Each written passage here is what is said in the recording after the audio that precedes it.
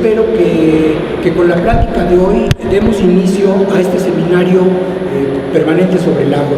Y los invito, ya lo hemos platicado mucho con la doctora Steyer, a que no solamente nos quedemos en la discusión y el debate, que son totalmente necesarios, que lleguemos a propuestas.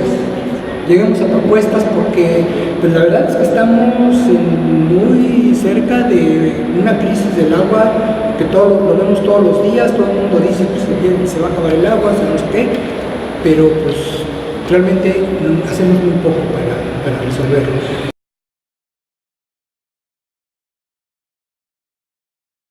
Es una charla divulgativa, no voy a llenarlos de números, ni de integrales, ni cosas parecidas. Y en cualquier momento, si tienen alguna duda o comentario, pues tengan toda la libertad de levantar la mano y hablar y comentar, ¿no? Como dice el doctor, pues es un sitio para reflexionar, pensar y cuestionarnos qué podemos hacer nosotros con el agua. Bueno, la idea es presentarle una introducción donde hablemos sobre, pues, aunque todos sepamos qué es el agua, hay que recordarlo, hablar de los componentes del ciclo del agua en las ciudades, que no es el ciclo que nos enseñaron en primaria, ¿no? De que la gotita de agua llega al cielo, se condensa, cae sobre la montaña y de la montaña va al río, ¿no? Es un poquito más complicado en las ciudades. Y dentro de ese tema vamos a decidir en dos oportunidades que tenemos dentro del agua en la ciudad, que es el reuso de aguas tratadas, las aguas residuales tratadas, y también de lo que es un nuevo concepto que empezó en la década del 2010, de lo que llamamos ciudades esponja. Están las Smart City. ¿Alguien ha oído hablar de ellas? De las Smart City, las ciudades inteligentes. Pues bueno, también tenemos ciudades esponja. Entonces vamos a ver qué consiste y qué oportunidad nos da. Y finalmente, pues unas conclusiones que quiero que las elaboremos entre todos. Este es el famoso ciclo del agua, que lo conocemos desde la primaria y no por ello deja de ser desconocido, ¿no? Muchas veces nos olvidamos de él, que del ciclo del agua solo hay uno, agua solo hay una, y solo lo que hacemos es moverla de un sitio a otro, ¿no? Ay, perdón. De lo que es el agua de los océanos, del mar a la atmósfera, de la atmósfera cae sobre los suelos dan lugar a ríos, también desde el suelo se puede infiltrar y dar lugar a las aguas subterráneas, y ahí tenemos un ciclo infinito. Siempre vamos a tener la misma cantidad de agua, solo que pues, a veces cambia de lugar, a veces cambia de características físico-químicas, de calidad, y eso pues, a veces es cuando nos genera problemas. Si a este ciclo del agua le ponemos una ciudad, por ejemplo esta es Toluca, ¿no? Es el barrio de Toluca, y o le ponemos la Ciudad de México, se parecen bastante, ¿no? Una cuestión de dimensiones, pero se parecen bastante. Pues hay que preguntarse qué sucede en la ciudad con el ciclo del agua. Parte del abastecimiento de Ciudad de México viene de agua superficial, que viene desde unos cuantos kilómetros muy lejos de aquí y que se tiene que transportar hasta llegar a la ciudad. ¿De dónde más viene el agua de Ciudad de México? Agua subterránea, el mismo acuífero que tenemos aquí. El agua de lluvia es otra fuente que aún no es, como dice él, muy importante. Nos tenemos que preguntar de dónde viene el agua, porque hay que darle su valor. No es lo mismo un agua que viene de ahí, del ladito de mi casa, o del subsuelo que hay en mi casa, que un agua que viene de 200 kilómetros de distancia, como es el Usamala, que en promedio tiene unos, desde donde inicia hasta que llega a Ciudad de México son como 200 kilómetros. Entonces, eso supone pensar de diferente manera, porque entonces no solo es cuidar el agua en mi casa o en mi ciudad, sino cuidar el agua desde el sitio donde inicia, ¿no? Donde empieza. Y muchas veces en las ciudades nos olvidamos que el agua viene de algún sitio, ¿no? Entonces hay que saber de dónde viene. También hay que preguntarse, una vez que esta agua llega a mi casa, o al centro comercial, o a la lavandería, ¿cuánta agua uso? ¿Uso mucha? ¿Uso poco? ¿Cuántos litros al día uso de agua? Tenemos consumos de agua bastante altos, a pesar de Ciudad de México ser una ciudad donde no escapa mucho el agua. Hay que pensar, pues, dónde uso más agua. No usamos la misma cantidad de agua en todos los sitios. ¿Qué pasa con el agua que sale de mi casa? Se va a la alcantarilla, se va al drenaje. ¿Y del drenaje qué? Sigue, ¿no? El agua sigue moviéndose. Entonces, también el agua que sale de la ciudad suele ser una gran olvidada, porque como no la vemos ya, se nos va por el caño, pues decimos, bueno, alguien sabrá dónde va a parar, ¿no? No he visto, no me acuerdo, ¿no? Nos tenemos que acordar a dónde va. Y bueno, al final, siempre hay que preguntarse qué puedo hacer yo, ¿no? Pues qué acciones puedo llevar a cabo para usar menos agua y qué puedo hacer yo para también contaminar menos agua. Entonces, la idea de esta charla es hablar de esto. No solo en la escala de pensar que el agua cae del cielo, sino qué pasa con el agua a lo largo de todo su ciclo dentro de una ciudad, desde el momento en que la tengo que captar en algún lugar, traerla, usarla y desecharla. Bueno, esto no se ve muy bien, pero les digo, ¿no? Para que hagan sus cuentas en la tarea de mañana, pues uso 12 litros por minuto cuando me lavo las manos, 200 litros cuando me doy un duchazo de 10 minutos, mejor sea solo 3 minutos, 10 litros por 10 minutos lavando los trastes, 40-60 litros por ciclo de lavado y 6 litros por descarga. Hagan cuántas veces al día se lavan las manos, cuánto tiempo tardan en ducharse y vayan sumando cuántos litros al día ustedes van usando y toda esa agua que llega a su casa a través de la llave, ¿no? Hay que preguntarse, pues, de dónde viene y hacia dónde va.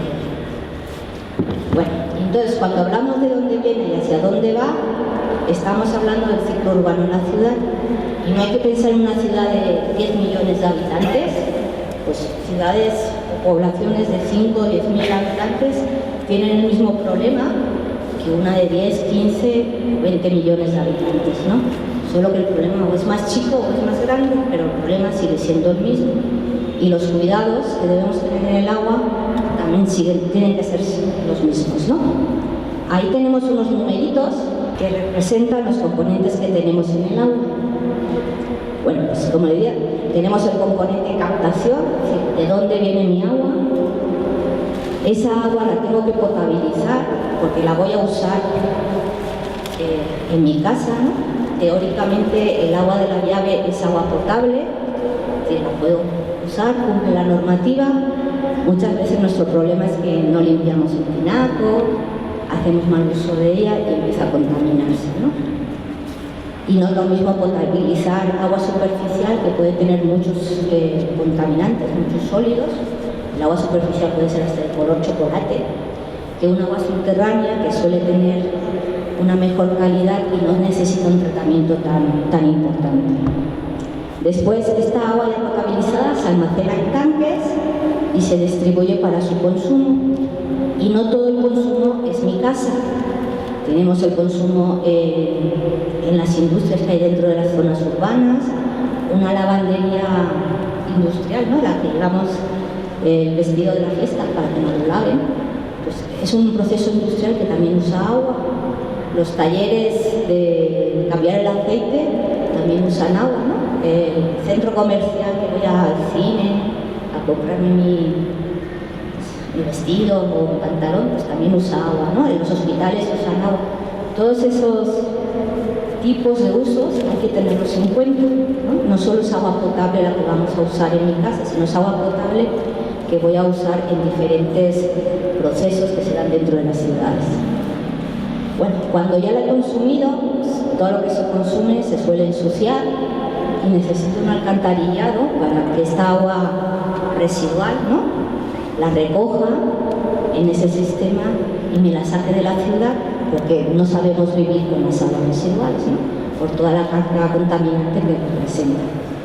Esa agua que yo saco a través del alcantarillado, el drenaje, la tengo que tratar, ¿no?, para eliminar esa carga contaminante que suele tener, desde lo que es el jabón que uso para lavar la ropa, el inodoro cuando voy a hacer del 1 y del 2, hasta pues esos procesos industriales, ¿no?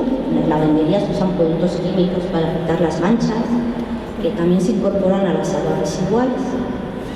Y finalmente esa agua residual, más o menos tratada, más o menos mejor tratada, va a volver al medio y se va a volver a incorporar al ciclo, ¿no? Entonces nunca hay que olvidarse que seguimos en el ciclo, solo que en ese ciclo hemos introducido una serie de procesos por el hecho de que usamos el agua para nuestras diversas actividades. De todos estos componentes nos vamos a fijar en dos que yo considero que son los olvidados en este tema del agua en la ciudad, que son la captación, de dónde viene mi agua y qué hago con el agua para devolverla al medio, ¿no? Todo el tema de potabilización, pues sabemos que bueno, hoy en día hay suficiente tecnología para potabilizar, hay suficientes ingenieros que nos diseñan redes de distribución de agua potable, de alcantarillado. Lo que necesitamos hoy en día es fijarnos de dónde viene y hacia dónde va, porque ahí fundamentalmente es donde vamos a encontrar las oportunidades para hacer un mejor uso del agua en las ciudades. Bueno, hablando de captaciones, pues nos tenemos que fijar en cuánta agua se usa a nivel de país, ¿no? Estos son datos de Conagua. Y pues aquí estamos, ¿no? Abastecimiento público. Viene a ser 5.000 hectómetros cúbicos al año que se usan de agua superficial para abastecimiento y 7.000 hectómetros cúbicos que se utilizan para abastecimiento humano de agua subterránea. Para darnos una idea de esto es mucho, esto es poco, pues por ejemplo, esta cifra da agua potable al 75% de la población del país. Es decir, gran parte de las captaciones de agua es agua subterránea y en el momento en que más o menos cruzamos el eje volcánico, ¿no? de las montañas que tenemos aquí en el centro del país, nos vamos hacia el norte, casi todo va a ser agua subterránea. Incluso en el Yucatán, pues también es agua subterránea. Si han ido a Yucatán, hay ríos, han visto ríos, han visto embalses, no hay, ahí es todo agua subterránea por sus características geológicas, ¿no? Toda el agua se infiltra a través del material geológico que hay, ¿no? Entonces, 75% de la población se abastece de agua subterránea. Entonces, eso supone que me tengo que dar mucha cuenta de qué pasa, de dónde viene mi agua, bien sea subterránea o bien sea superficial, ¿no? Esto es la presa de Valle de Bravo, que es parte del sistema Cusamala que trae agua a Ciudad de México. Estos son pozos de los que se utilizan para abastecer, ¿no? Y se ven, pues, las dimensiones son diferentes. Entonces, eso supone que estudiar cómo es mi captación con agua superficial o con agua subterránea también va a ser muy difícil. Bueno, ¿y cuánta agua necesitamos? Pero ya apuntaban, ¿no? Que 200 litros por habitante y por día. Bueno, estos son datos, estos estadísticos, que hablan pues desde Estados Unidos, en promedio 382 litros, hasta Israel 135 litros, pasando por Italia 250, Canadá 343. Y si se fijan, pues a medida que los países tienen menos recursos, usan menos agua, porque no se puede desperdiciar. Aquí su compañero hablaba de 200 litros por habitante y día. ¿Creen que es mucho, es poco? ¿Usamos más, usamos menos? Hay muchas cifras que bailan por ahí. Y en México en Ciudad de México hablan de 380 litros por día, en promedio. Y después, como decía aquí nuestra compañera, pues depende de dónde vivas, ¿no? Estos son las antiguas delegaciones, ayuntamientos hoy en día, y donde está desde... Yo no vivo en Ciudad de México, así que no tomo partido. No soy culpable de nada.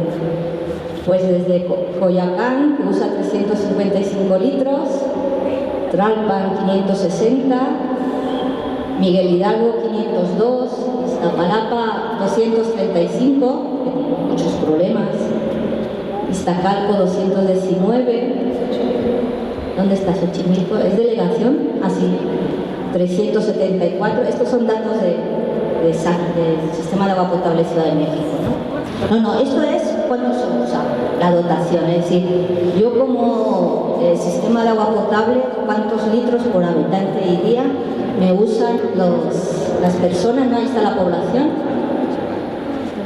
¿Cuánto uso? ¿No? Puede haber litros más, litros menos, pero vemos que hay muchos factores que inciden en el hecho de que haya delegación, ayuntamientos que usan más agua y ayuntamientos que usan menos agua, ¿no? Hay muchos factores que inciden en que estas dotaciones bailen tanto en número, ¿no? Entonces vamos a intentar ver algunos de esos condicionamientos que hacen que en unos sitios se necesite más agua y en otros no. Pero bueno, toda esa agua tiene que venir de algún sitio. Y bueno, como tiene que venir de algún sitio, pues hay que conocer ese sitio de donde vienen las aguas, pues qué características tiene. Pusimos de ejemplo, ¿no? O bien vienen de aguas superficiales, embalses, lagos, ríos, o bien vienen de agua subterránea. Y ya desde el punto de captación, desde donde nosotros tomamos esta agua, tenemos muchos problemas, situaciones, procesos que hacen que pues, el agua que nosotros captamos no siempre esté pura y cristalina, ¿sí? Pues tenemos épocas de mayor agua, de menor agua, las sequías, hasta el cambio climático, el vertido de aguas residuales, hemos dicho que va a parar al mar, pero antes de pasar por el mar suele pasar por algún río, lago, laguna, las basuras que arrojamos en los cauces, la llegada de agua de drenaje agrícola, ¿no?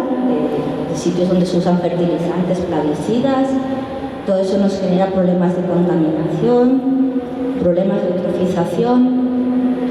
La eutrofización es cuando el agua, sobre todo de los cuerpos superficiales, de los que están embalsados, se empiezan a llenar de alguitas, ¿no? El lirio acuático, a flotar a diferentes tipos de especies de plantas, que hace que no entre la luz en los cuerpos de agua, entonces no se puede dar la fotosíntesis, el agua se queda sin oxígeno, si se queda sin oxígeno los pececitos se mueren y tenemos un lago muerto, ¿no? Y eso generalmente va ligado a las descargas de nitrógeno y fósforo, que son nutrientes para esas algas, por el lirio acuático, y hace que crezcan en demasía y nos creen esa pues como cubre gama encima de nuestro lago, nuestro embalse, y no deje pasar la luz. Al no pasar la luz no tenemos actividad fotosintética, ¿no? Y generalmente pues, el origen es eso, ¿no? Descargas de aguas residuales urbanas que tienen nitrógeno y fósforo, descargas de aguas de agricultura que tienen nitrógeno y fósforo, ¿no? Entonces tenemos muchos problemas y muchos cuerpos de agua de eutrofización y otros problemas pues, relacionados con los trasvases. Ciudad de México es una ciudad que vive en gran parte gracias a los trasvases, pero cada vez hay más ciudades que tienen que buscar agua más allá de su propio lugar, ¿no? De su cuenca, y tienen que buscar agua de otros ríos y de otras cuencas y transportarlas, ¿no? En Nuevo León, en Monterrey, hay una propuesta de llevar agua desde Veracruz hasta Nuevo León, hasta Monterrey. Piensen los kilómetros. Aquí ya lo hacemos, ¿no? Lo traemos desde Michoacán, Estado de México, hasta el Valle de México, ¿no? Entonces cada vez tenemos que ir a buscar el agua más lejos, porque donde vivimos no la tenemos. Entonces, eso también implica pues, esos trasvases entre cuencas, que son viajes artificiales del agua de un lugar a otro. Y después tenemos el caso de las aguas subterráneas. Normalmente uno piensa que como están bajo el suelo, no les pasa nada, ¿no? Tienen todo el suelo que las protege, pero también tienen muchos procesos que les pueden afectar tanto en cantidad como en calidad. Por ejemplo, si llueve poco, pues también se infiltra poca agua en el suelo y también también llega poca agua a los acuíferos. Por lo tanto, también si tenemos problemas de cambio climático, tenemos el mismo problema. Igual que los niveles de un embalse descienden a medida que lo vaciamos, pues el nivel del agua subterránea desciende a medida que lo vaciamos. A los acuíferos hay que entenderlos como embalses subterráneos, ¿no? Nos guardan agua en todos los poros y oquedades que pueda haber. Y también si lo vaciamos y no lo rellenamos, pues el nivel del agua va descendiendo. Eso nos crea muchos problemas de otra índole, por ejemplo, subsidencia. Si sabemos lo que es subsidencia, cuando el suelo se hunde, ¿vale? Entonces aquí pueden salir al Zócalo, entren a la catedral y en la catedral verán un péndulo en el pasillo central que nos mide, más o menos de forma indirecta, cómo se mueve el subsuelo y nos está midiendo cómo se hunde la Ciudad de México. Y la Ciudad de México, también Querétaro, Toluca, San Luis Potosí, Morelia, todos esos sitios se están hundiendo, en buen sentido de la palabra, ¿no? Si está más cerca del centro de la Tierra, porque estamos quitando agua del subsuelo y como las esponjas del baño, ¿no? Si quito el agua, para quitarla aprieto, se hace más chiquita, a sacarle el agua, aquí lo mismo, ¿no? Le saco el agua al acuífero y le estoy dejando sin espacios, entonces se me apachurra, ¿no? Daban un dato más. Daban un dato de que en todo el siglo pasado este piso estaba 19 metros arriba. Depende mucho de en qué partes de Ciudad de México. Si quieren verlo en Ciudad de México, vayan al Monumento a la Revolución, ¿sí? Ahí en un ladito hay una tubería de un pozo, como si fuera un palo de la luz. Pues esa tubería estaba en el subsuelo, que para eso es un pozo, y ahora ya la tenemos a todo tocar, ¿no? A ras de suelo, ¿no? O el Ángel de la Independencia. Si se fijan en las escaleras tienen diferentes tonos en el color de la piedra. Bueno, esos tonos diferentes es porque año con año se han tenido que añadir escalones, porque el suelo se ha hundido y como está construido el ángel como que flota sobre el suelo y se me queda en alto. Entonces para llegar necesito unas escaleras, ¿no? Si viajan por Ciudad de México, pues fíjense y verán Bellas Artes. Necesitamos bajar unas escaleras para llegar a Bellas Artes, ¿no?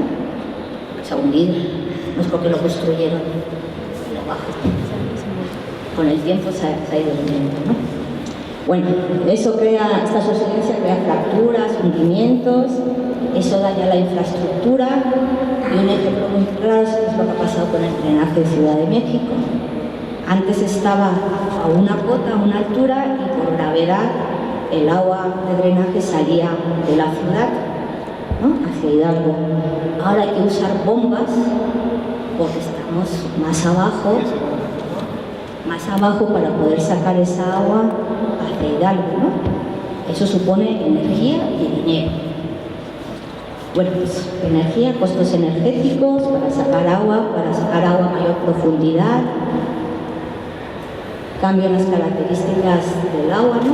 El agua según dónde se encuentra almacenada en el acuífero tiene diferentes características y afectación a ecosistemas porque mucha agua subterránea está conectada con los ríos, con los humedales. Es decir, muchos ríos en época de seca se alimentan de manantiales y los manantiales es agua subterránea. Muchos humedales son agua subterránea, ¿no?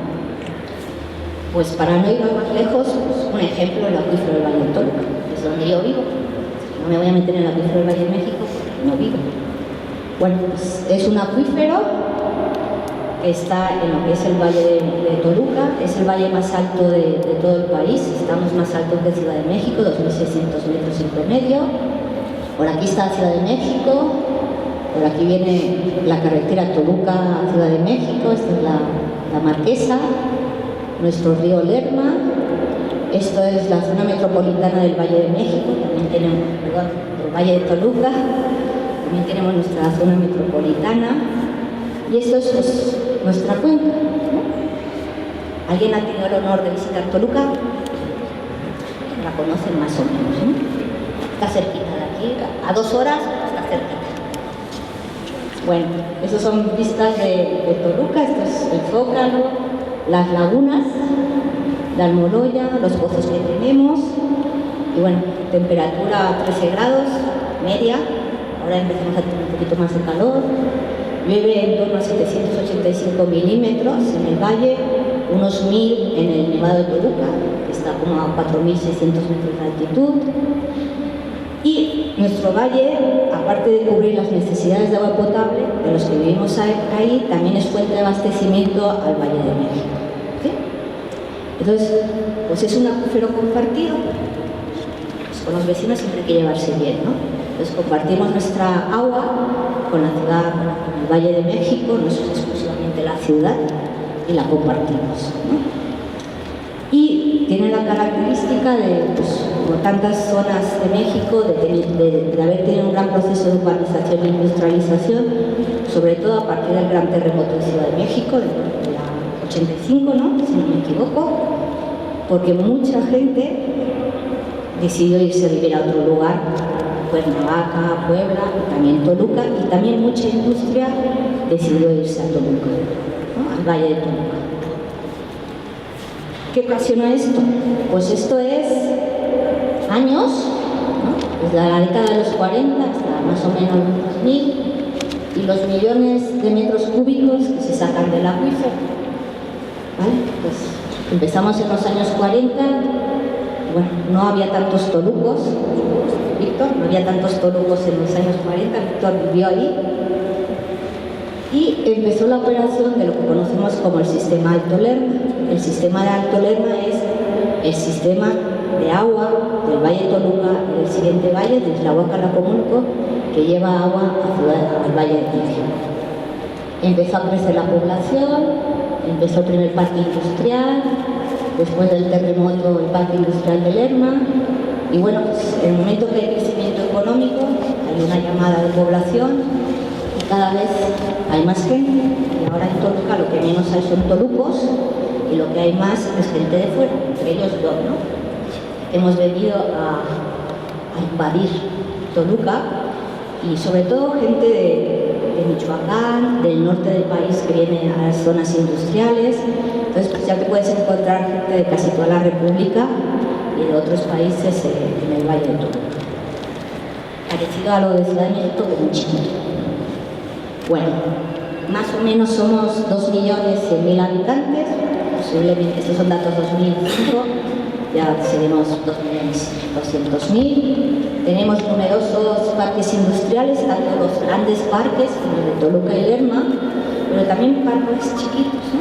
Extendidos en todo el valle, y como capital del estado pues ofrecemos grandes servicios desde hospitales, universidades y también el gobierno, ¿no? Pues la capital vive el gobernador. Algunos de esos parques industriales que tenemos y que pues, también necesitan agua y que están conectados al sistema de agua potable, muchos de ellos, también muchas de estas industrias tienen sus propios pozos, ¿no? Sus propios pozos de abastecimiento. Y ahí tenemos pues, Bonafón, Los Ángeles, Barcel, General Motors, ¿quién más de famosa? La Bayer, entonces, las grandes, bueno, toda la parte automotriz, Nissan, Ford, hasta la Mercedes, ¿no? Y después todas las pequeñas industrias, ¿no? Las medianas, las pequeñas y las micro, ¿no? Pues tenemos todos los tamaños. Bueno, eso es un ejemplo de ese crecimiento poblacional y cómo ha ido creciendo la ciudad. Esto es Toluca a principios del siglo pasado. Este es Colón, sigue estando ahí, los portales. Eso se refleja en una expansión de la mancha urbana. Esto es Toluca en 1700, ¿vale? Y esto ya es Toluca más Metepec, que es el municipio más conurbano. Y cómo es la mancha urbana ahora en el 2006. ¿Se acuerdan del mapa del inicio? Aparte de Metepec hay numerosos municipios que ya cambias de banqueta y has cambiado de municipio. Ya es una mancha uniformizada, ¿no? con los mismos problemas que Ciudad de México. ¿Esto que ha generado?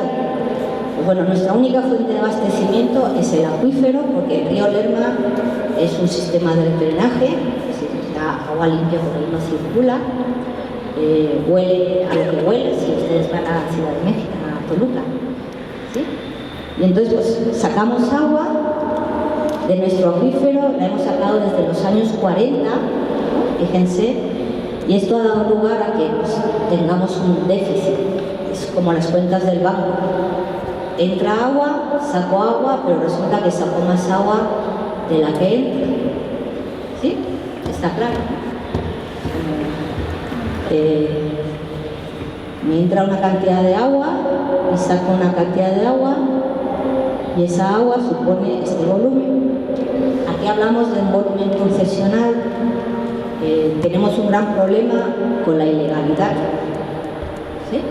No solo en Toluca, sino a nivel de todo el país, de que no todos los pozos son legales, es decir, tienen todos los permisos, con agua nos dan concesión, durante tantos años se lo podemos usar. Entonces, en el Valle de Toluca y en muchísimos sitios, pues, un pozo se puede esconder, un embalse no, y entonces hasta hay pozos debajo de mesas de despacho. No se ve, lo que no se ve no se nota, ¿no? Entonces, este es nuestro volumen concesionado y puede que haya que añadir unos cuantos millones de metros cúbicos por todo lo que no está legalizado. Bueno, todos los pozos legales que tenemos en la ciudad, ¿no? Esto es más o menos la manchita de la zona metropolitana, el río Lerma, aquí está el Nevado de Toluca, por aquí venimos, y esta línea de pozos también alineados, ¿no? Si se fijan, por aquí todos están distribuidos y aquí los tenemos muy bien alineados. Bueno, siguen por aquí viene la Huaca y la Acumulco, son los pozos del sistema Lerma. ¿Sí? Entonces, aquí tenemos nuestros pozos que trasvasan agua al Valle de México y nuestros pozos que dan agua a todos los del valle, ¿no? En total legales hay 848 y bueno, pues 200 para uso agrícola, 150 industriales, múltiples, y nos vamos a fijar en esto. 403 pozos son para uso público urbano y de ellos unos cuantos, vamos a ver cuántos son, pertenecen al sistema Lerma. Entonces compartimos esa cantidad de agua. Pues bueno, el sistema Lerma, no tan famoso como el Cutzamala, ¿no? Cutzamala sale mucho por las noticias, ¿no? Mantenimiento del Cutzamala, se quedan todos sin agua. Yo también, porque en Toluca también nos llega agua del Cutzamala. Pues bueno, el sistema Lerma también está en mantenimiento, pero no se nota tanto. Inició, pues, como ven, en la década de 1940, ya hace unos cuantos años, y fue primero captando una serie de manantiales que alimentaban a unas lagunas, que hoy en día más o menos ahí las tenemos, que son las lagunas de la memoria del río. Sube en torno a 4 metros cúbicos por segundo. Si se imaginan, 4 metros cúbicos por segundo, 4.000 litros, es decir, 4.000 botellas de litro en un segundo. Un segundo. He gastado 4.000 botellas. Bueno, como en Ciudad de México seguía creciendo y nosotros también, fue necesario una segunda fase que fue el sistema Lerma de los pozos, ¿vale? Se construyeron toda una serie de pozos, el 70% extraían agua del Valle de Toluca y un 30% del agua Carracomulco, que es el siguiente valle que tenemos. Entonces, desde 1970, que es cuando se terminaron de construir los pozos, a través de una tubería de 170 kilómetros de longitud, ¿no? Desde Isla Huaca hasta Ciudad de México, y con una diferencia de nivel de 273 metros, porque si estamos más altos, ¿no? 2.600 de Valle de Toluca, hay que subir la Marquesa. ¿Cuántos metros tiene la Marquesa de altitud? Unos 3.000. Unos 3.000, hay que subirlos y después volverlos a bajar. Bajar no cuesta tanto porque nos ayuda la gravedad. ¿sí? Entonces hay que superar ese desnivel y los caudales que ha ido bombeando están entre los 7 y 11 metros cúbicos por segundo. Inicialmente fueron más metros cúbicos por segundo porque inicialmente no existía el Cusamala. El Cusamala es más reciente y en la medida que entró en operación el Cusamala pues se disminuyeron los caudales bombeados y también como se vieron los efectos que tenía esa explotación en el acuífero, pues se tomó la decisión de no bombear tanto porque había sucedencias, estaban secando manantiales, en el río Lerma pasaba menos agua, ¿no? Pues también se tomó la decisión de no bombear tanto. Y bueno, este sistema, aparte de los pozos, incluye las plantas de bombeo pues para el otro y también las plantas cloradoras, para añadirle cloro al agua para que sea potable. Las plantas cloradoras están en el Valle de Toluca, pues aquí ya llega el agua clorada.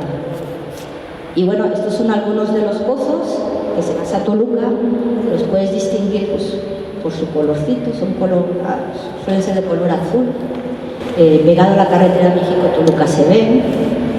Estas son las plantas cloradoras, ¿no? Se ven aquí CDMX, Ciudad de México, y bueno, más pozos de los que hay por ahí, ¿no? Esas plantas están en Almoloya del Río, que es justo antes de superar la Marquesa, y en Atarasquillo, que por ahí también pasa el sistema Cusamala, ¿no? Aprovechan las tuberías para transportar tanto Cusamala como agua subterránea. Entonces, como ven, pues, no es tan sencillo traer agua o usar agua. ¿Y por qué no hablo del agua del acuífero de Ciudad de México, que también es está levantando las cejas, también es otro problemón en el sentido de que hay que saber gestionar lo que tenemos porque tenemos poco. Bueno, ¿cuántos pozos son? Pues esa fila india de pozos son 398, de los cuales 229 están en el Valle de Toluca. ¿En qué se usan? Pues bueno, los 123 que están conectados a los acueductos, es decir, a los acueductos que traen el agua.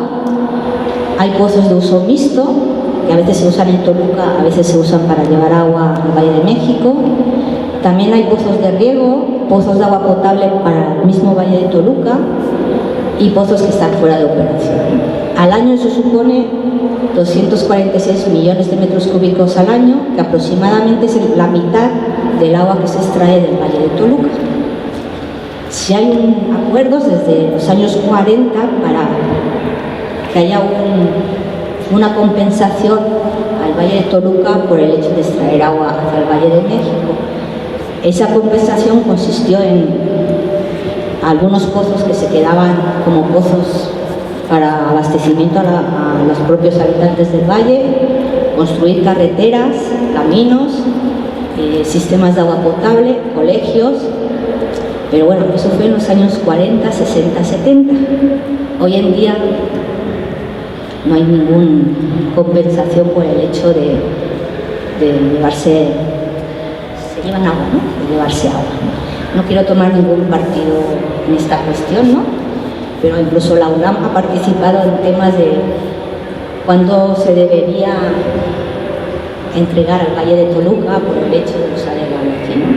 Porque aquí la tenemos en el Valle de Toluca, hay que conservarla para traerla aquí, aparte del Cusamala, que también es agua del Estado de México y Michoacán, para traerla aquí, ¿no? Entonces, no solo es cuestión de cantidad de agua, sino también muchas cuestiones de gestión, ¿no? Bueno, y esto es datos de cómo pues a lo largo de los años pues se ha ido llevando los volúmenes extraídos, ¿no? Y como ven últimamente pues se extrae menos volumen de agua, ¿no? Desde los 11, 12 a los 8, 6 que se extraen ahora. Bueno, ¿y qué ha dado como consecuencia? Entre la extracción hacia el Valle de México y la extracción del Valle de Toluca, pues que hemos vaciado el embalse, ¿no? Como decía antes. Estos son los niveles del agua subterránea. ¿Vale? Antes estaban casi a ras de suelo, casi podías hacer un hoyito y tocar el agua subterránea, y ahora pues la tenemos a 30 metros, ¿no? Es un descenso en promedio de 1.4 metros al año. Hay sitios que hay más, hay sitios que hay menos, y esto se repite en muchos acuíferos del país, en Querétaro, en San Luis Potosí, en Morelia, porque nos abastecemos del agua subterránea. Entonces, no quiero decir que solo le pase al Valle de Toluca, sino que es muy repetitivo, ¿no? Sí se están tomando algunas acciones, pues vemos, y ya, si se ven aquí como que ya se suavizó, ¿no? Ya no está en picado y vemos ya cierta estabilización, ¿no? Ya no estamos vaciándolo tan a prisa. Bueno, esto es un mapa donde me dice en esos 30 años cuánto ha descendido el agua, ¿no? Esto es lo amarillo es la mancha de la ciudad, más toda la zona industrial, y aquí en el centro de la ciudad pues hablamos de descensos acumulados de 30 metros. Aquí, si se acuerdan, aquí están los pozos del sistema Lerma, ahí hablamos de descensos de 20 metros, ¿no? Entonces el agua cada vez está más profunda, estamos estabilizando, y es un reflejo de toda esa cantidad de agua que estamos extrayendo. Y eso, pues como decía antes, se repite en acuíferos del país. Bueno, eso da lugar a aparición de grietas, ¿no? Esas rayitas rojas son pues, las grietas, eso ya es una cuestión más geológica, geotécnica, pero eso también me daña la infraestructura urbana, ¿no? Se me caen hasta casas, hay casas que han tenido que derruir y no dejar volver a construir. Algunos de esos problemas de la subsidencia que se ven más o menos, ¿no? Aquí los cimientos de la casa se quedaron en el aire. Bueno, ya no vive nadie, aquí se ya el muro de carga se partió, etc.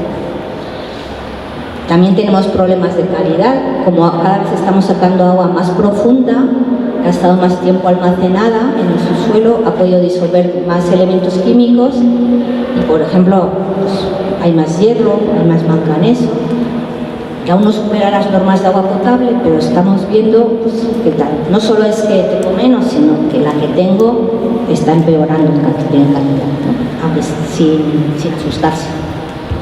Bueno, estas son las lagunas de Almoloya, algunas fotos, que como se alimentaban de aquellos manantiales que formaron parte del sistema Lerma para llevar a la ciudad, pues de muchos kilómetros que tenían de extensión, ¿vale? De los años 70, pues bueno, cada vez hemos tenido más, también depende del régimen de lluvias, pero sí vemos que su extensión ha ido cambiando y muchas veces debido pues, a que no le llega tanta agua de manantial y más bien solo le llega agua de escorrentía.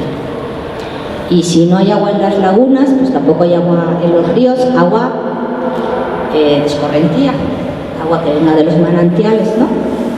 Y entonces, pues desde la década de los 40, acuérdense que fue cuando empezaron a usarse los manantiales, pues vemos que en lo que es la cabecera del río Lerma, pues ya esta estación ni funciona, ¿no? Y aquí pues le ponen 0,000.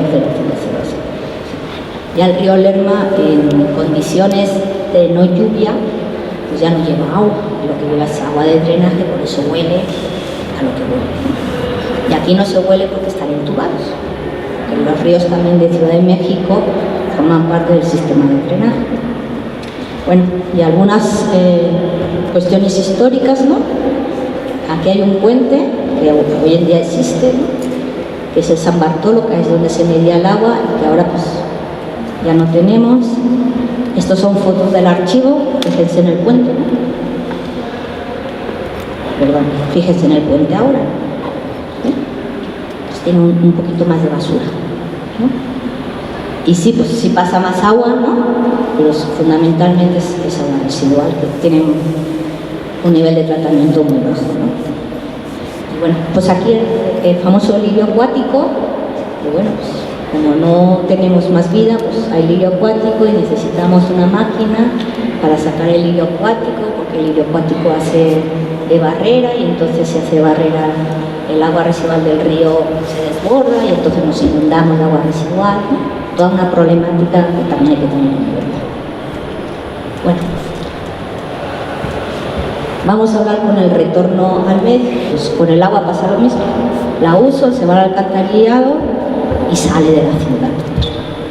Bueno, cuando sale de la ciudad, pues lo suyo es tratarlas bien con tecnologías duras o blandas. Las tecnologías duras son las plantas de tratamiento, como por ejemplo la Totonilco, de Ciudad de México.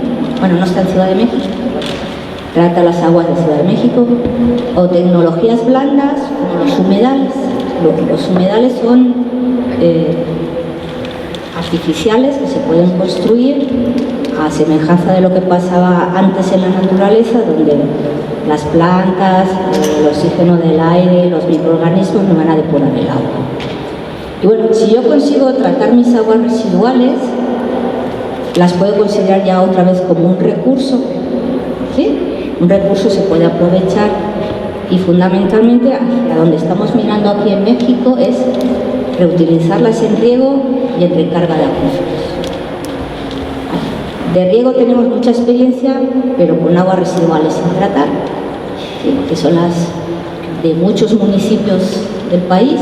Ciudad de México es uno, pero también León, Guanajuato, Isla Huaca. Hay muchos lugares donde lamentablemente las aguas residuales sin tratar llegan a un río, y ese río forma parte de un distrito de riego y lo utilizamos para riego, ¿no? Pero bueno, si conseguimos superar esta etapa de tener tratamiento de aguas residuales con un cierto grado, no es necesario conseguir agua potable, la podemos reutilizar en este riego y en esta recarga de acuíferos. Y aunque mucha gente, pues cuando uno piensa agua residual, huele feo, tiene color chocolate, color negro, eso tiene cantidad de bichitos, pues sí, una sin tratar, pero un agua tratada ya no tiene esas características, ¿no? Y bueno, nos vamos a fijar en estas oportunidades, porque en la medida que nosotros usamos aguas residuales tratadas, podemos destinar agua de mejores características para abastecimiento. Y por ejemplo, eso lo han hecho en Querétaro. En Querétaro han hecho un intercambio de agua con los agricultores, de forma que yo te doy agua residual tratada para tu campo agrícola y tú no me extraes agua del pozo, para yo ahorrar agua, porque también en Querétaro parte de la población se abastece del acuífero. Esas son las oportunidades que hay que seguir con detenimiento, ver que si tienen éxito, ¿no? Es decir, son casos de éxito que podemos ir replicando ciudad con ciudad en la medida que consigamos pues, tratar las aguas, ¿no? Entonces no es un sueño de estos de la luna o guajiros, bueno, pues sí que bonito es, pero nadie lo hace, ya lo estamos haciendo. Bueno, en ese reuso de aguas tratadas, ¿por qué nos interesa el riego?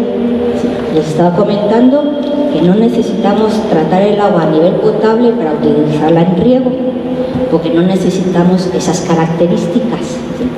La maceta de mi casa se la puedo regar con agua potable, pero un maíz, un campo de lo que quiera, de trigo y eso, no hace falta regarlo con agua potable. Entonces, eso supone que necesitamos un nivel de calidad menos estricto y por lo tanto nuestra planta de tratamiento no tiene por qué ser de última generación, que tenga todos los tratamientos habidos y por haber.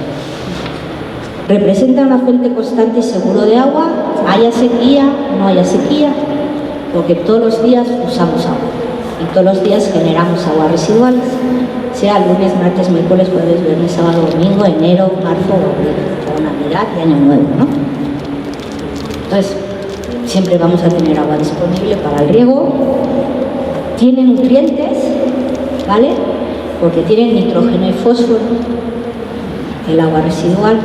Entonces, si en ese tratamiento no lo eliminamos, estamos aportando parte de los fertilizantes que necesitan las plantas y eso supone ahorrar gastos de fertilización. No necesito comprar tantos kilos de fertilizantes porque una parte me lo aporta el propio agua residual tratada. Nos permite conservar los recursos hídricos porque como la usamos en el suelo, no la vamos a verter en cuerpos de agua superficial, ¿no? Por ejemplo en un río o en un lago. Y eso implica también una reducción del costo económico. En México no se nota tanto porque el agua de riego está subvencionada, ¿no? Los agricultores pagan un cierto porcentaje del agua que utilizan, no pagan el costo real. Entonces el agua residual supone un costo que hay que pagar, ¿no? Entonces tenemos que considerar también los aspectos económicos. Bueno, las aguas residuales tienen muchos compuestos. Si no tienen mezclas con aguas industriales, suele ser un agua que no tiene mayor problema, y su mayor problema son los microorganismos patógenos, ¿vale? Los Escherichia coli, los coliformes fecales, ¿no? Nos da cierta ventera, ¿no? A pesar de que los tacos también tienen. Vale. Pues estas bacterias y virus que están en las aguas residuales, ¿no?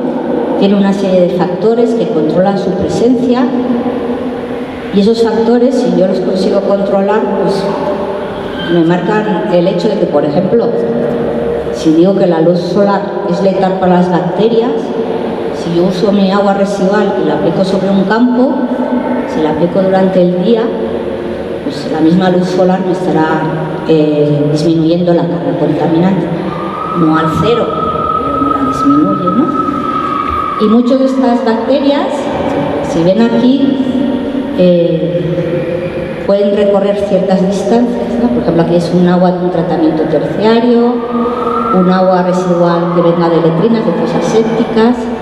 Entonces, aunque digamos que se me pueden mover a través del suelo, pues las distancias, 10 metros, 9 metros, 6 metros, no llega muy lejos. Entonces, realmente siempre se ha pensado que me pueden contaminar las aguas subterráneas, ¿no?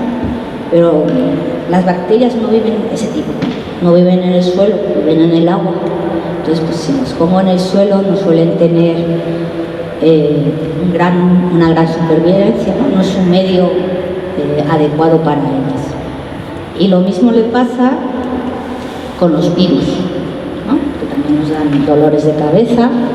Y entonces, pues, según el pH del suelo, según el contenido de arcillas, de materia orgánica, pues hacen que estos virus pues, no sean tan peligrosos, ¿sí?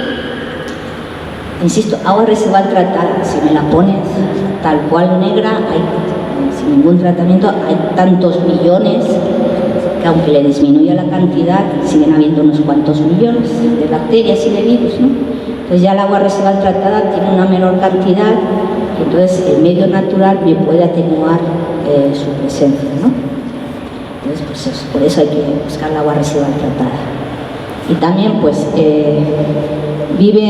pueden recorrer ciertas distancias, y en experimentos que se han hecho, ¿no? Y también en campo ya, los israelitas saben mucho de esto, pues desaparecen, ya no hay, ¿no? Se murieron todas. Entonces ahí tenemos el hecho de que podamos usar agua residual tratada para regar y guardar el agua que tiene buena calidad para necesidades que necesitamos una buena calidad. Es un campo que hay que explorar con más ahínco, ¿no? Y igual que hacen en Querétaro, ir pues, doblando experiencias en otros lugares. Y entonces, ¿cómo hay que ver a las aguas residuales tratadas? Pues como un recurso alternativo valioso, que cada vez no hay que desecharlas, sino que entren a formar parte de esos recursos hídricos que podemos usar. Nos evita muchos riesgos de salinización y contaminación, porque no van a llegar directamente a los cuerpos de agua, ¿no? No va a ser un vertido de agua residual. En los suelos, pues, puede tener cierta problemática según qué calidad tenga el agua residual, pero bueno, hay medios de controlarla. Y generalmente, pues, el problema que veremos es el sanitario, de que pues, podemos tener esas bacterias y virus, pero bueno, con un buen manejo del agua residual tratada no hay ese problema, ¿no? Y a veces pues, es más bien que no nos lavamos las manos antes de comernos la torta, que tenemos estos problemas sanitarios. Bueno, el otro punto es la recarga artificial. Ya con eso vamos cerrando ciclos. La recarga artificial es suponer introducir de manera consciente más agua al subsuelo, ¿sí? Entonces ya tenemos muchas experiencias, aquí en México también, donde agua residual tratada ha sido utilizada para alimentar a los acuíferos de forma artificial, ¿sí? Sobre todo los ejemplos los hemos visto en el norte del país, en Sonora, en Chihuahua, pues donde Las sequías suelen ser muy prolongadas y tampoco llueve mucho del cielo, ¿no? Entonces hay muchos sistemas para ese recarga de agua residual que pueden ser muy sencillos, como utilizar lagunas que me dejen pasar el agua, o también puede ser utilizar pozos para infiltrar el agua, ¿no? Hay toda la tecnología habida y por haber, de que es probada y comprobada, de que lo podemos hacer y usar, ¿no? Y los ejemplos que estamos viendo en el país nos dice que sí es posible, ¿no? Entonces, lo que conseguimos es, en parte, volver el agua a que forme parte del ciclo que veíamos cuando estudiábamos en primaria. Bueno, se puede utilizar para guardar aguas de escorrentía, evitamos descensos, podemos utilizar de forma conjunta. Esto lo quiero pasar rápido, porque quiero llegar a las ciudades esponja, que es lo que está ahora de moda. ¿Sí? De moda porque le pusieron nombre, lo hacíamos desde hace tiempo, pero ahora ya les han puesto un nombre, que les llaman ciudades esponja. Una esponja es un captador de agua, ¿sí? Que después si la exprimo me permite sacarla. Y entonces pues, lo que queremos es aprovechar el agua como captador, ¿no? Y no solo agua de lluvia, sino también agua de escorrentía, ¿no? De la que llueve y hace que mis calles se conviertan en ríos. Bueno, pues su definición como tal es aprovechar la infraestructura urbana verde, y a veces no tan verde, desde la revegetación de superficies impermeables hasta los techos verdes y los humedales construidos, ¿vale? De tal forma que eso nos puede ayudar a tener disponibilidad de agua, a tener agua de buena calidad, o no hacer que se ensucie tanto y reducir el problema de inundaciones.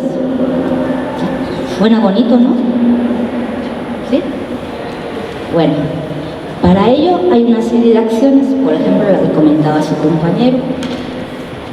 Podemos buscar infiltrar agua de lluvia, podemos retener agua de lluvia, podemos almacenar agua de lluvia, podemos tratar el agua de lluvia, utilizar el agua de lluvia y descargar el agua de lluvia en ciertos lugares. Ahora vamos a ver unas fotos de qué consisten estos sistemas, y aunque todo ponga agua de lluvia, pues el agua de lluvia al final se transforma en escorrentía, que muchas veces lo que termina es, aparte de inundarlos, en el sistema de alcantarillado y entra a formar parte de las aguas residuales, lo cual es una pena, porque la estoy ensuciando sin haber hecho nada yo. Bueno, he hecho muchas cosas, pero no directamente. Entonces vamos a ver algunos ejemplos. Bueno, la infiltración de agua de lluvia, ¿en qué consiste? Pues buscar materiales permeables que me permitan infiltrar. En vez de un cemento puro y duro, pues ya hay cementos que son permeables, pero también los mismos techos verdes, que se están poniendo muy de moda, hay muchas fotos muy bonitas, y los mismos humedales que pueden estar dentro de la ciudad, ¿vale? Esos jardincitos que vemos tan bonitos, pues convertirlos en humedales que me puedan retener. Y eso hace que el agua de lluvia se retenga, ¿sí? Y no tengamos esos puntas de agua de lluvia que hacen que todos nos inundemos, ¿sí? Hacemos que se mueva más despacio, además en menos cantidad, porque conseguimos infiltrarla. Entonces, pues a veces sencillamente es bajar la superficie del suelo para que aquí, en época de lluvias, se me quede el agua retenida y se me infiltre. Y cuando no esté el agua, pues me permita pues, practicar deportes. Estas son fotos de una ciudad de Japón, donde aquí lo que ven es esto, pero en una calle, ¿no? Aquí ven las escaleritas. Y aprovechamos estos jardines, y la idea es que este jardín no esté sobre cemento, sino que esté sobre el suelo natural que puede haber, ¿no? Si planto un jardín sobre un cemento, no me va a infiltrar. Sí me puede retener, pero no me va a infiltrar. Entonces, podemos volver a hacer la ciudad más permeable si esos jardines, en vez de hacerlos sobre cemento, pues lo hacemos sobre el suelo natural, ¿no? igual pues no es tan difícil, ¿no? Podemos retener agua de lluvia, por ejemplo, adecuando la topografía, implementando jardines, humedales, estanques de retención. Y bueno, aquí hay un ejemplo, una ciudad de Estados Unidos. No se ve muy bien, pero bueno, si está todo urbanizado, si empiezan a ver al lado de las calles zonas verdes, y si dentro de las zonas verdes, no se ve muy bien, creamos como canaletas, ¿no? Como un canal no de 3 metros de profundidad, ¿no? Que se puede caer la gente, sino pues un canal de 20 o 30 centímetros donde yo puedo retener el agua y dejar que se filtre, ¿sí? Entonces, en muchas ciudades ya se ve, uno piensa, no es para llevar el agua de lluvia al alcantarillado, ¿no? Pero si la diseño bien, no es para llevarla al alcantarillado, sino para que se infiltre. Bueno, podemos almacenar agua de lluvia, ¿no? Porque normalmente pues, llueve cuando llueve, a la hora que quiere, y a veces no es cuando yo la necesite. Entonces hay que almacenarla. En una ciudad donde la puedo almacenar,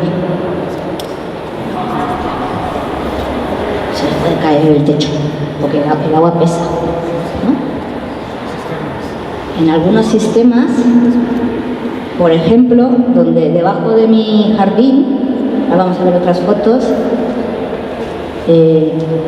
instalo unos, ahora lo veremos con más detalle, instalo unos tanques, pero no un rotoplas, ¿no? Son como, ¿cómo lo puedo decir? Como los entramados que hacen las abejas, ¿no? Los niditos, como paneles de abejas, ¿no? Donde dejo huecos porque yo necesito que esto me sostenga lo que hay encima, ¿no? Porque si no lo aplasto me quedo sin nada, ¿no? Y por ejemplo, se está implementando mucho en centros comerciales. ¿Por qué? Porque aquí tenemos unos inmensos estacionamientos, que nadie me lo puede negar que no son inmensos, para aparcar el coche y que te cobren. Bueno, aparte. A eso sí estoy en contra, que me cobren el parque. ¿Vale? Bueno, hemos conseguido que en Metepec, en la ciudad de al lado, nos dejen media hora gratis. Bueno, grandes superficies donde podemos captar mucha agua de lluvia, darles un tratamiento y almacenarla debajo de la superficie del suelo, ¿no? Y aquí no tenemos problema de que si molestamos a los vecinos, que si esto es una zona arqueológica, ni cosas de esto. Los parkings son unos grandes captadores de agua de lluvia junto con los techos de los centros comerciales, ¿no? Entonces, pues llueve cuando llueve, la puedo almacenar y utilizarla, pues regar zonas verdes. En Toluca ya tenemos el último centro comercial que ha trabajado en esto y lo usan para los baños, ¿no? Entonces, la podemos reutilizar hasta dentro de un centro comercial, ¿no? Y no hace falta decir, no, pues para que quiero guardar esta agua aquí si no la voy a usar, ¿no? Pues la usas pues, para la limpieza del centro comercial, para los jardines, para los baños, ¿no? Todo se puede usar. Y bueno, estos son como paneles, ¿sí? Que se instalan, son bloques que se hacen, ¿no? En donde yo trabajo, en el ICA, estamos trabajando en diseñar este tipo de paneles para que puedan almacenar en 1 metro cúbico de panel una mayor cantidad de agua, ¿no? Entonces, si alguien se quiere acercar y verlo, pues lo tenemos en pequeñito, ¿no? Las cosas hay que hacerlas en escala. Bueno, el tratamiento de agua de lluvia, pues la idea es aprovechar esos jardines que tenemos en las ciudades y que esas lagunas no solo sean para guardar agua y que el barquito de Chapultepec pasara ahí por el barquito, no sé, que se haga una grieta y se vaya toda el agua, ¿no? Entonces, esas zonas de lagunas que tenemos en casi todas las ciudades, y creo que es en Coyacac, tienen una laguna recreativa, pero que se está tratando agua de lluvia para regar todo el jardín que hay en los alrededores. Pues bueno, zona jardinada me sirve para tratar el agua y entonces pues hasta disminuyo la carga contaminante y con ella puedo regar los jardines que hay alrededor, ¿no? no me acuerdo en qué sitio de Coyoacán, pero sí vi una exposición que se hacía, ¿no? Y bueno, vamos a utilizar esa agua de lluvia. No solo hay que pensar en el agua de lluvia para beber, como que tenemos ese chip, cargar agua de lluvia para que sea agua potable, lo cual tiene también su tecnología, y la podemos usar pues, para usos domésticos, regar mi jardín, limpieza de la calle, paisajismo, ¿no? Y no usar agua potable pues, para lavar la banqueta. Estos son los sistemas que hay a nivel unifamiliar, y por ejemplo este es uno que diseñó la UNAM, donde bueno, captamos agua de lluvia, sí, para agua potable. Estos son filtros pues, que hay que comprar, mantenerlos y eso. Estos son más filtros para después usarlo. No beban agua de lluvia, no es potable, siempre hay que darle un tratamiento, ¿sí? Entonces, vayan con cuidado. Entonces, sí, captamos agua de lluvia, pero bueno, esto también es dinero, y la idea es que en estas ciudades esponja, bueno, pues sí es interesante, pero pensemos más en usar el agua de lluvia para estos usos, y el agua potable destinada a esto, pues en verdad sea destinada a la población. Después, pues descargar esta agua de lluvia, pues para ser reutilizada dentro de, pues en este caso, ¿no? La planta de Totonilco está pensada, como Ciudad de México no tenemos separado agua de lluvia y agua de alcantarilla, de agua residual. La planta de Totonilco está pensada para épocas de secas y épocas de lluvia. Tiene 2 trenes de tratamiento, dependiendo si está lloviendo, que me va a llegar agua residual mezclando con agua de lluvia, o cuando no está lloviendo, que solo me llega agua residual, ¿no? Entonces hay que pensar en ese tipo de detalles, ¿no?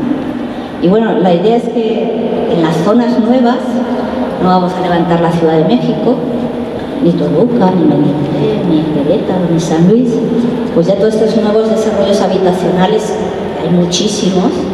Pensar en estos sistemas separados de que el agua residual siga su camino y el agua de lluvia de escorrentía siga otro camino, ¿no? Y no perder esta agua de escorrentía mezclándola con agua de lluvia. Entonces, pues, tecnología es suficiente, si cuesta más dinero que solo poner una tubería, pero no todo se mide en dinero, sino en esa agua que retornamos al medio. Pues es más fácil retornar esta agua de escorrentía que retornar esta agua residual. Bueno, pues como conclusiones, la idea que les quede claro es que una cosa es, un tema es el ciclo del agua natural, que nos enseñaron en primaria. Otro es el ciclo urbano del agua, que es el que tenemos que aprender, ¿no? Esta mañana yo decía que necesitamos ya en los colegios poner el cartel en los libros, ¿no? Ciclo natural, ciclo urbano, cada vez somos más población viviendo en centros urbanos y hay que comprenderlo. Y bueno, y a lo que hay que apuntar es hacia un ciclo de agua sustentable, donde aprovechemos el agua de lluvia, aprovechemos el agua de escorrentía, pensemos de dónde viene el agua para cuidarla y pensemos qué hacemos con las aguas residuales para que vuelvan a participar en el ciclo del agua y poderlas, entre comillas, pues, regenerar y que vuelvan a ser parte de este ciclo, ¿no? Y por mi parte es todo.